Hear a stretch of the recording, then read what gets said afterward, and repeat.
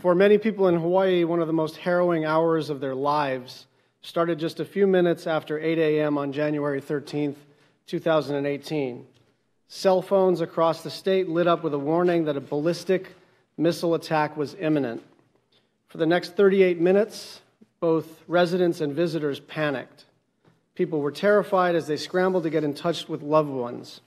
I know, because I was home in Honolulu that morning and I started to get dozens of texts with screenshots of the push alert asking me what was happening. Meanwhile, within a minute or two, officials at the Hawaii Emergency Management Agency had spoken to the Pacific Command and confirmed that there was no missile attack.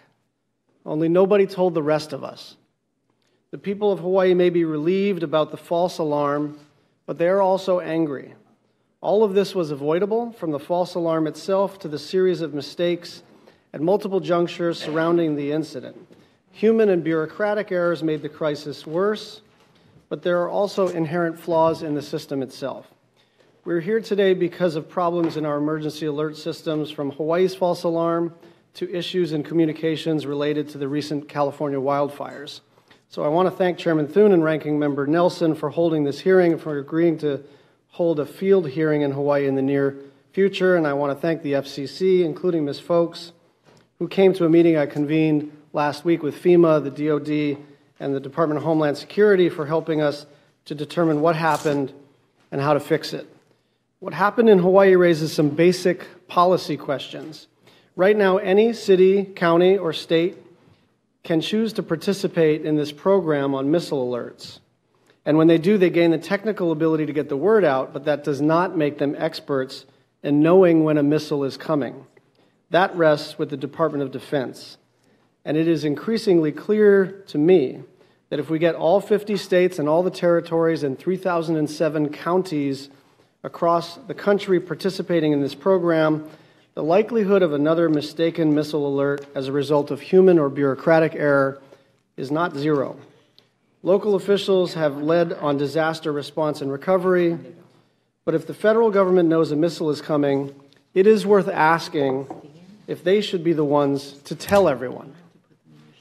States are laboratories of democracy. They should not be the laboratories for missile alerts, which is why this is an important question for Congress to consider.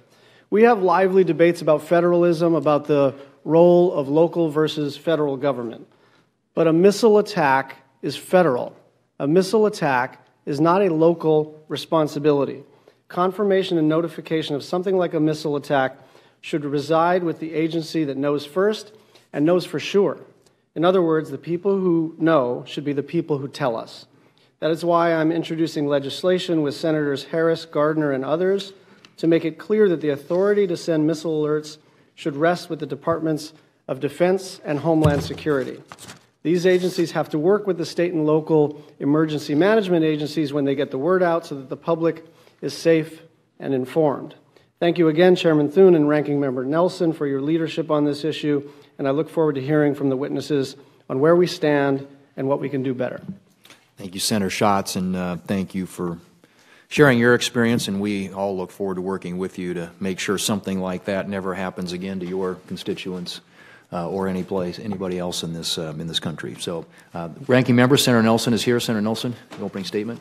If you were told that a ballistic missile was inbound and your loved ones were spread out, what in the world would go through your mind? It's exactly what went through the mind of Senator Schatz. Regrettably, he knows the answer to that question, and he knows it's very real and it's very personal. He was there. He received the alert.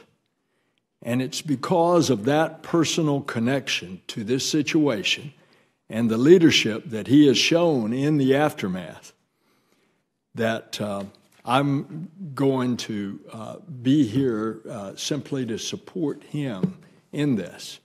Nobody should have to go through what the folks of Hawaii did, but the flip side of that is we want to make sure that there is a system in place so if there is an inbound nuclear warhead, our people are alerted.